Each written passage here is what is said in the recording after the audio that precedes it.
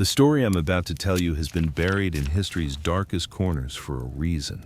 Because everyone who heard the truth either went insane or was silenced forever. On a winter night in 1347 in Constantinople, a woman's scream echoed through the entire great palace. That scream came from Empress Ioannes Kantakouzenos, but it wouldn't be her last, because the man who was dissecting her that night wasn't just a killer. He was the Byzantine Empire's most trusted, most respected surgeon, a physician with golden hands who saved lives, a healer even emperors relied on. And on that dark night, what he was searching for inside the empress's body was more terrifying than death itself. But here's where it gets truly horrifying. This man didn't kill just one person. What began that night turned into one of the darkest serial murders in Byzantine history, and his victims, they were all members of the royal family, all beautiful, and he dissected them all while they were still alive. Right now you're asking yourself, how is this even possible? But let's see if you can listen to this story to the end, because the truths you're about to learn will keep you awake for days.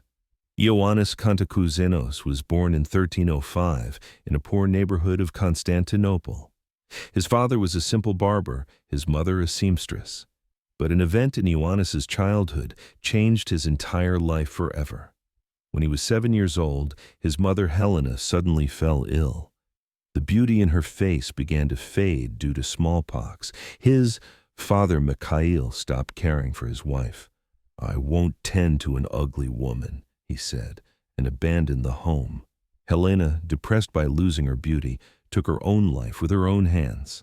That day, looking at his mother's corpse, Ioannes made himself a vow. "I will discover the secret of beauty, and no one will ever suffer because they lost their beauty." This obsession led him to study medicine. But normal medical education wasn't enough for him. Secretly, he would go to cemeteries at night and dissect female corpses, comparing young ones with old ones. Each time he asked the same question: where in the body is beauty hidden? During his university years, his professor Gorgios Chrysokokes told him something. "Ioannes, you won't be a normal doctor. The darkness inside you will either lead you to a great discovery or destroy you." How prophetic those words would prove to be. After graduation, Ioannes began working in a small clinic. But his real goal was to get close to the royal family, because the most beautiful women were there, and he wanted to examine them, dissect them, discover their secrets. His chance came in 1340. During an epidemic that struck the palace, the patients Ioannes treated survived. This success made him the court surgeon. Now, he could access what he desired, the bodies of queens. In his first years, he behaved normally. He treated diseases, bandaged wounds, performed surgical operations, but his eyes were always on the bodies of his female patients. With every touch, every examination, he continued searching for the secret of their beauty. And finally, his first great opportunity came. In December 1347, on a night when a blizzard held the city captive, Empress Ioannes Kantakouzenos woke up with terrible stomach pains. The pain was so severe that the empress was writhing on the floor. Ioannes, the closest surgeon to the palace, was urgently summoned. When Ioannes entered the palace gates, his heart was beating rapidly. But this wasn't because of the empress's condition. This was excitement from finally catching the opportunity he'd been waiting for. When he entered the empress's room, he found Anna in her bed, in agony. The 42-year-old empress still looked beautiful like a young girl. Her golden hair, porcelain white skin, emerald green eyes.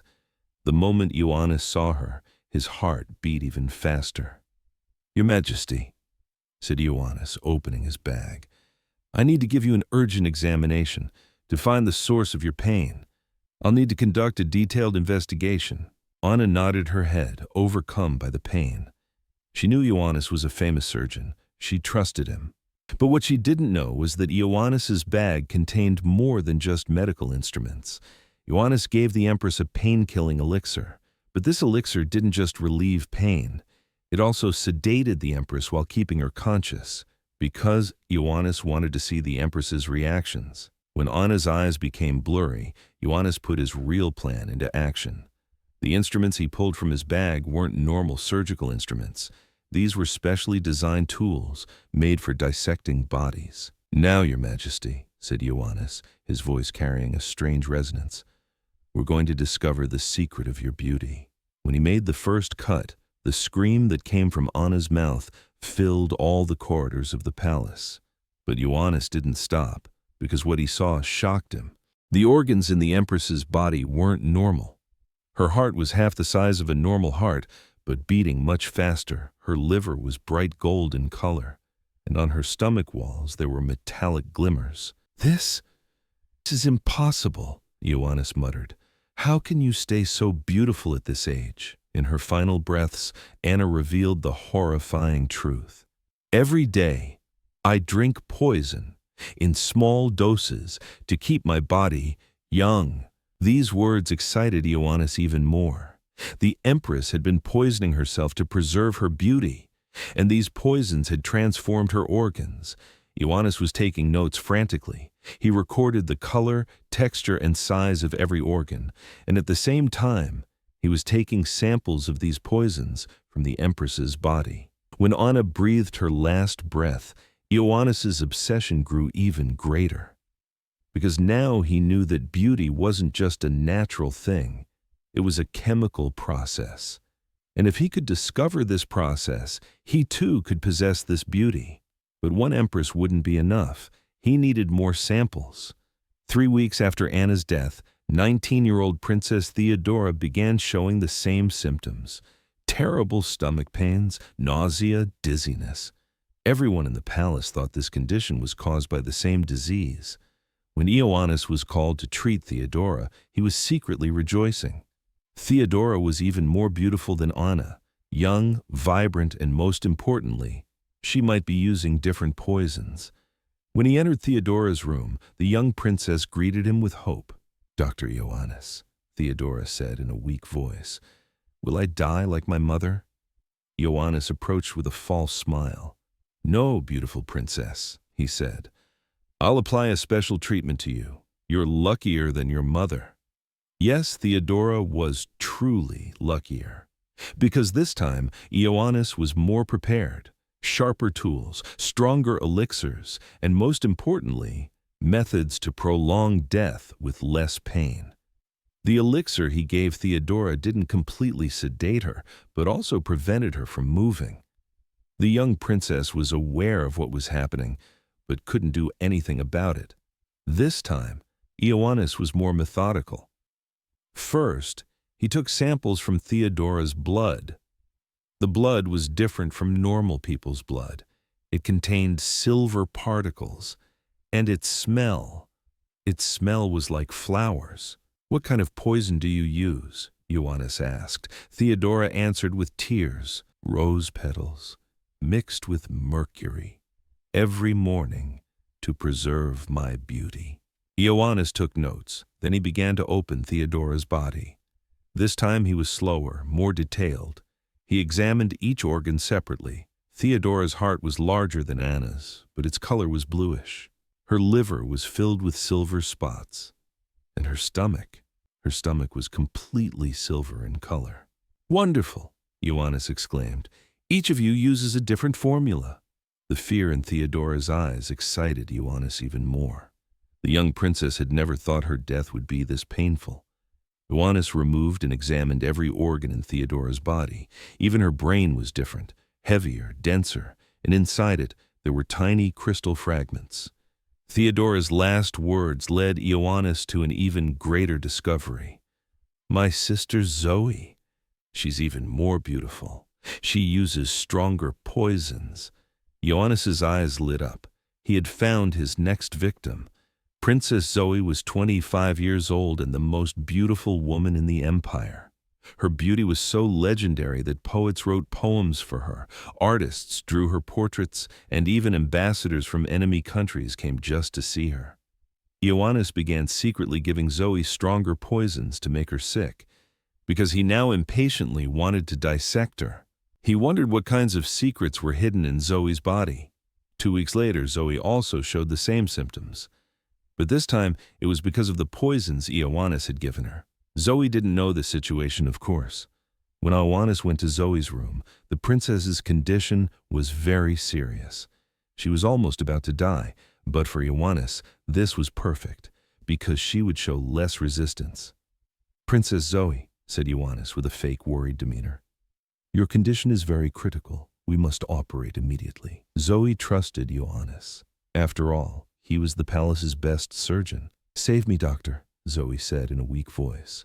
But Ioannes had no salvation in mind. He had only discovery in mind. This time, Ioannes went even further. Before killing Zoe, he learned her beauty routine in detail. Zoe drank a mixture of gold dust, fig milk, and specially prepared arsenic every day. She also applied various creams to her body. After Ioannes obtained this information, he began dissecting Zoe. But Zoe's body was completely different from the others. Zoe's blood was gold in brightness, her organs sparkled like colorful stones, and the smell coming from her body was heavenly scent. "Perfect!" Ioannes exclaimed. "You're a true work of art." When Zoe's heart was removed, Ioannes was shocked. The heart was twice the size of a normal heart and had golden veins on it. These veins had wrapped around everywhere in the heart. Ioannes was taking notes frantically. This time, he didn't just examine the organs. He also took samples from Zoe's skin, hair, and even nails. And here's where the most terrifying part begins. After Ioannes learned Zoe's beauty secrets, he decided to try them on himself, too. After dissecting Zoe, Ioannes returned home in a crazed state. He had the beauty formulas of 3 different princesses in his hands, and now he would test them on himself. First, he tried Anna's formula. He began drinking a mixture of arsenic, lead, and mercury in small doses every day. The first week, there was no change in his body. But the second week, when he saw himself in the mirror, he was shocked. His face looked smoother, his hair was shinier, and his eyes had become brighter blue. "It works," Ioannes exclaimed. "It really works." But this was just the beginning. Ioannes also added Theodora's formula. He added the mixture of rose petals and silver on top of the arsenic mixture. The results were better than expected. Ioannes's body began to change visibly. He looked younger, more beautiful. But at the same time, strange things were happening to his body. His blood began to change color. While it was normal red at first, it now took on a pinkish color. And its smell had changed too. It now smelled like flowers. The third week, Ioannes also added Zoe's formula: gold dust, fig milk, and stronger arsenic. A few days after drinking this mixture, when Ioannes looked in the mirror, he couldn't recognize himself. His face had become femininely beautiful. His hair was gold bright, his eyes emerald green. But the most terrifying thing was that he no longer felt like a man. Ioannes's body began to feminize. His chest had grown, his hips had widened, and his voice had changed too. He now had a higher, more feminine voice. But the real terrifying thing wasn't this. Ioannes now wanted to eat human flesh, and especially the flesh of beautiful women. While these changes were happening, no one in the palace suspected Ioannes, because he was still doing the same treatments, showing the same successes. But secretly, he was looking for more victims. In the following 6 months, Ioannes killed 5 more women. All were members of the royal family. All were beautiful, and he learned different formulas from each of them. His 4th victim was Princess Maria. She was 30 years old, mother of 2 children, but still looked like a young girl. Maria's secret was poisons mixed with children's blood. Yes, children's blood. His 5th victim was Duchess Irene. She was 35 years old, but looked like she was in her 20s. Irene's formula was the most terrifying, poisons mixed with human brain tissue. His 6th victim was Princess Sophia. She was 28 years old, with singer-like beauty. Sophia's secret was drinking her own blood. Every day she would take blood from her veins, mix it with poison, and drink it. His 7th victim was Duchess Helena. She was 40 years old, but seemed to have never aged. Helena's formula was the essence of dead babies. His 8th victim was Princess Anna's sister Katerina. She was 33 years old, but more beautiful than her sister. Katerina's secret was the amniotic fluid of pregnant women. With each victim, Ioannes became more beautiful, but at the same time, he became more brutal. He no longer just drank poisons, he was also eating his victims' organs. Ioannes's body had now completely changed. He looked like a woman, moved like a woman. But his mind had turned into the mind of a completely crazy monster.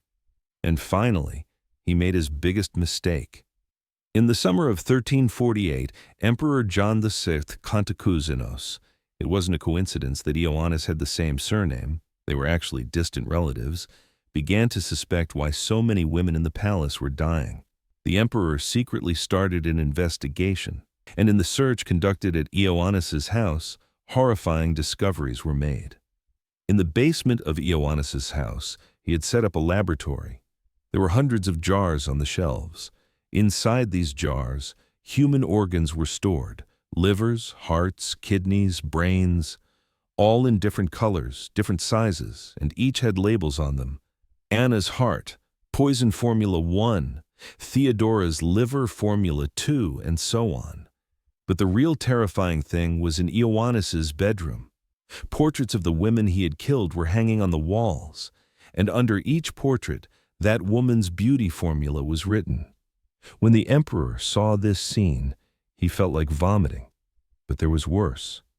In Ioannes's diary, these lines were written: "Now I am the most beautiful woman. I have combined all their formulas. Now I have immortal beauty, but I'm still hungry. I need to find more beautiful women, younger ones." The emperor immediately had Ioannes captured. But when they caught him, the sight they saw shocked everyone. Ioannes had now completely feminized. His face was like a mixture of the faces of the women he had killed, as if he had stolen all their beauty and collected it in himself. But the most terrifying thing was that Ioannes was no longer human. When he spoke, many different women's voices came from his voice, as if the souls of all the women he had killed were living inside him. Ioannes's trial became one of the most horrifying trials in Byzantine history. In court, what Ioannes had done was read one by one. But Ioannes wasn't repentant. On the contrary, he was proud of what he had done. "I only discovered the secret of beauty," said Ioannes, with 8 different women's voices resonating in his voice. "And now I am the most beautiful person in the world." The judges thought Ioannes had gone mad, but Ioannes's words were very logical, very calculated.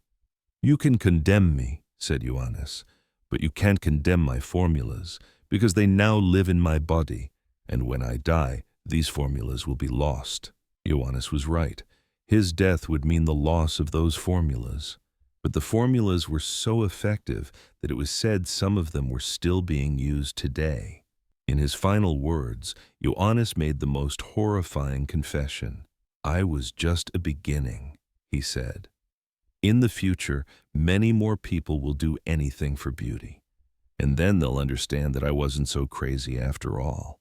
How true these words would prove to be, shown by today's aesthetic surgery industry. Ioannes's execution was very different from a normal execution, because it was unknown what kinds of reactions the chemical substances in his body would cause. On the day of execution, the entire city square was filled. Everyone wanted to see the end of this monster. When Ioannes was brought to the execution platform, his appearance surprised everyone. He no longer looked like either a man or a woman. He seemed to have become a supernatural being, carrying the most beautiful features of both genders. But the most terrifying thing was Ioannes's smile. He was too calm for someone about to die. "You can kill me," said Ioannes to the crowd, "but you can't kill my passion for beauty, because this passion exists in every human being." When the executioner struck with his axe, something horrifying happened. From Ioannes's severed neck, not blood but a golden liquid flowed, and the smell of this liquid was heavenly scent. But the truly shocking thing was that Ioannes continued to speak even after his head was cut off. "You killed my body," said the severed head, "but you couldn't kill my soul. I will live in everyone who seeks beauty." The head's speech continued for 3 minutes, and his last words horrified everyone. In the future, people will think what I did was child's play, because they will do much more horrifying things for beauty. Ioannes's body was to be burned, but there was a horrifying problem. The burning of the chemical substances in his body could poison the entire city, so the corpse was put in a special coffin and taken out of the city. But the truly shocking event happened here. When they reached the place where the corpse was to be burned, the coffin was empty. Ioannes's body had disappeared. According to official records, it was written that the corpse was stolen. But eyewitnesses said different things. They claimed that women's voices came from inside the coffin, and they said the coffin lid was opened from the inside. After this incident, strange things began to happen in the city. At nights, beautiful women's voices were heard singing, but there was no one in the direction these voices came from. Also, the beautiful women in the city began to fall ill one by one. Same symptoms, stomach pain, nausea, and strangely, becoming even more beautiful. The emperor had to declare martial law in the city because people were beginning to believe that Ioannes was still alive. After Ioannes's death, his story became legend, but this wasn't a normal legend. This was a fear-filled legend. According to rumors, Ioannes's spirit still lived in Constantinople, and he appeared to women who were chasing beauty, teaching them his formulas. These rumors weren't just empty talk, because after Ioannes's death, the death rate of beautiful women in the city had multiplied, and they all died the same way, by poisoning. According to documents found in the emperor's secret archives, women who used Ioannes's formulas became more beautiful at first, but over time, their bodies began to rot. Doctors who examined the corpses of these women made shocking discoveries. These women's organs showed the same changes as Ioannes's victims. It was as if Ioannes continued to spread his formulas even after death. Ioannes's story doesn't end here, because his influence extends to the present day. In the Vatican secret archives, Ioannes's handwritten notes are kept. In these notes, there are hundreds of formulas to be used for beauty. And according to some rumors, the modern aesthetic surgery industry uses these formulas. Think for a moment. What do people do for beauty today? Botox injections, chemical peeling, plastic surgery?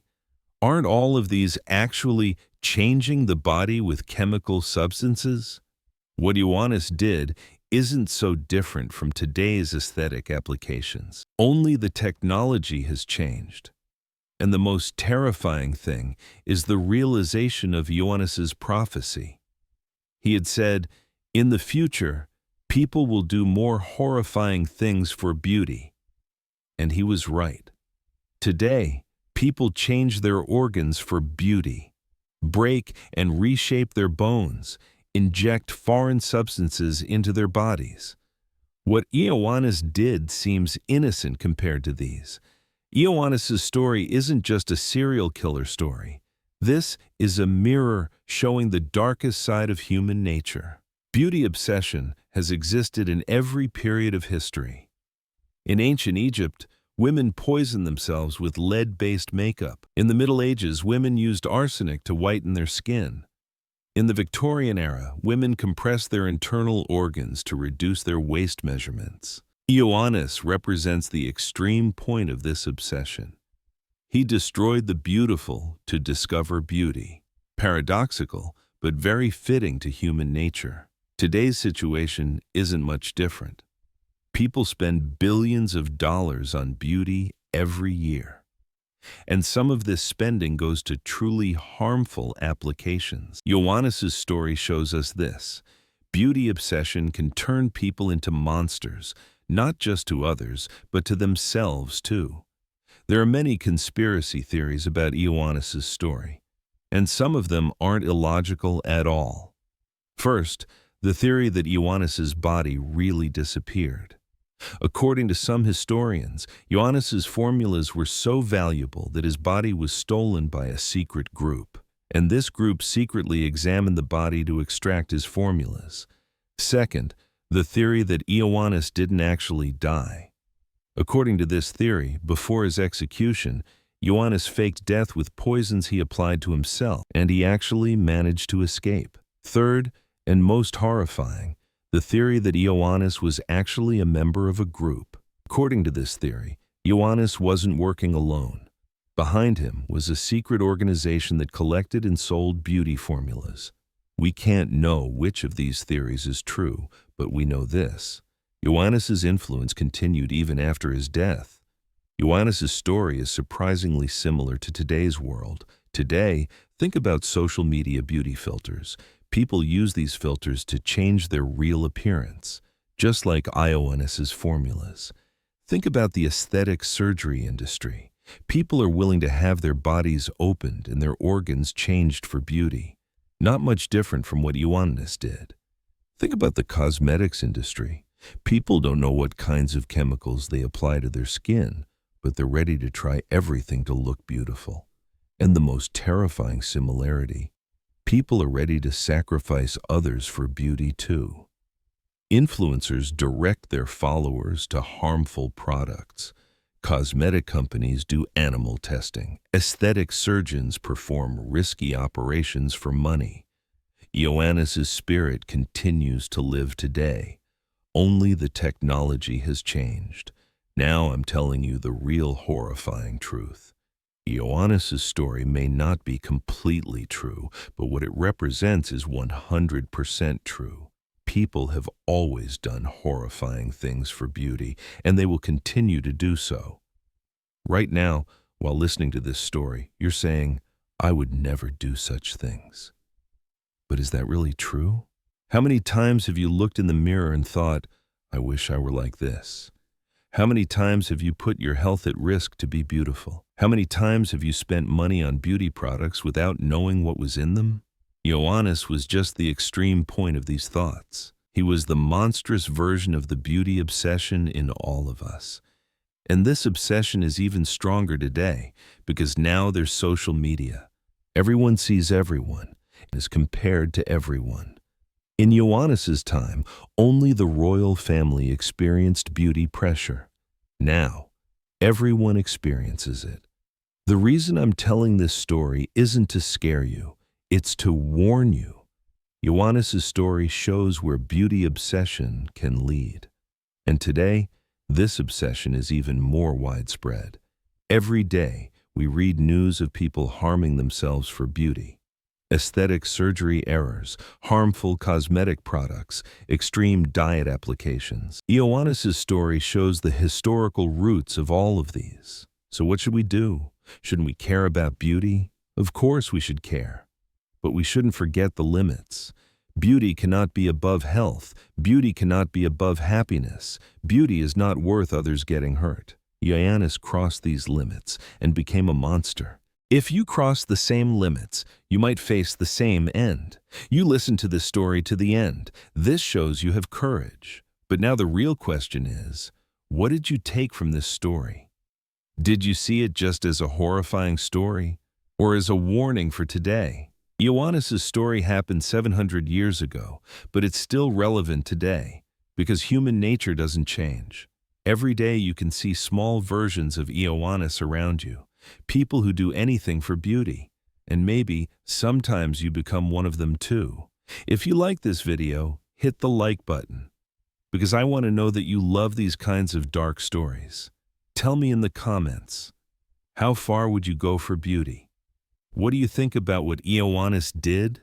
What similar practices do you see today? Don't forget to subscribe, because in the next video, I'll tell you the story of the king who ate his own daughter. And believe me, this story is even more horrifying than Ioannes's. Which country are you watching from right now? Write in the comments. I'm curious. And remember, history isn't just things that happened in the past, it's still happening today. You might just not want to see it. See you soon, if you have the courage after this story.